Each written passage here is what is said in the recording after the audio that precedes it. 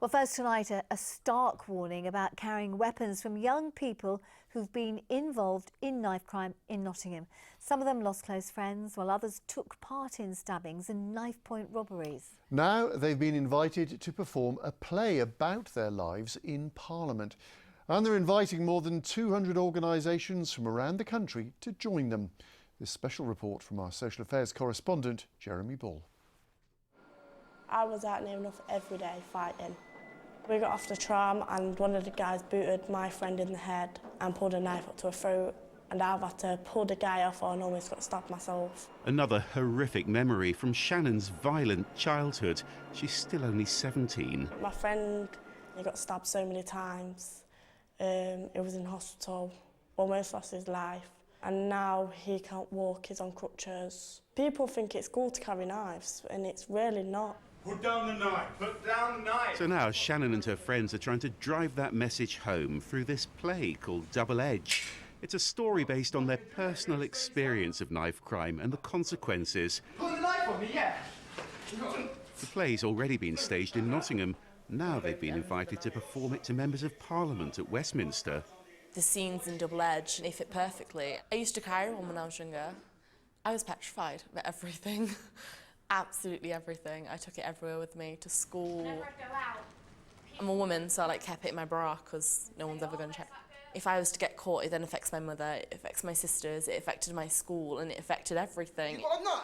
No, come on. People saying, oh yeah, I was carrying a knife, and now I know they don't carry a knife after watching the performance. Right, good. When you hook... The play's part of this youth project. The Pythian Club's taken hundreds of young people off Nottingham's streets, giving them direction and discipline, opportunities too. Come on, let's go! Ben invited Shannon here when he saw her fighting outside. He's even persuaded people with serious convictions to join. I was just sat here selling drugs. Sounds disgusting, sounds horrible. This is where he asked Brandon to audition for Double Edge. Basically, he gave me a lifeline to change my life around. He's now being supported by the project and trying to move on from the violent crimes he committed when he was only 15. I've been sent to prison for robbing a post office at knifepoint. I've been convicted for knifepoint robberies on the street. I wouldn't leave my house without, I wouldn't even walk to the shop without a knife. Yo, in my opinion, you're playing with knives, you're playing with lives, mate. I see my mate get stabbed and then he died, and then it's just my mindset's just totally changed. When you look back at losing a good friend to knife crime, about what you did, carrying knives, threatening people with knives, what do you think now? Stupid, stupid, stupid, stupid. I could have been a teacher, now I can't. I ruined my whole entire life. I'm so ill when you're a doctor. But Kingsley's future's looking bright. He's even making money from his music. The Pythian Club helped Kingsley out of Nottingham's postcode gangs. 2 of his friends were stabbed to death. 2 others were jailed for murder. I'd get phone calls like, oh, we got beef, we need to go sort this out. And like, you'd be expected to go grab the knife or grab whatever weapon you can, go out and sort it out instead of trying to talk it out on a mature approach. And I say, now I know where I'm going in life, I have a sense of purpose. You're fighting for a postcode that your mother's struggling to pay rent for. It's not worth it. Shannon's moving on too. Now she's back at college, and soon she'll be paid as a young leader here, the youth club that changed her life.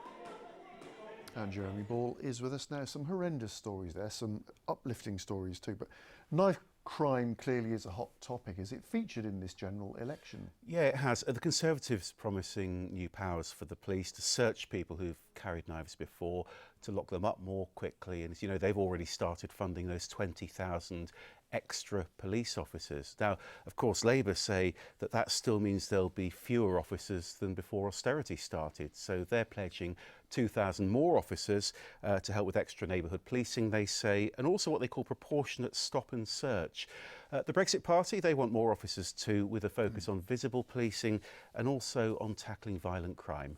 And away from officers and police and everything, what about the youth work, which seems amazing that we've heard of tonight? I mean, that's a big focus in the Liberal Democrat manifesto. They're promising £500 million to boost youth services nationally, and what's known as a public health approach to stop knife crime spreading like an infection. Now, that's based on a violence reduction unit that's worked really well in Scotland.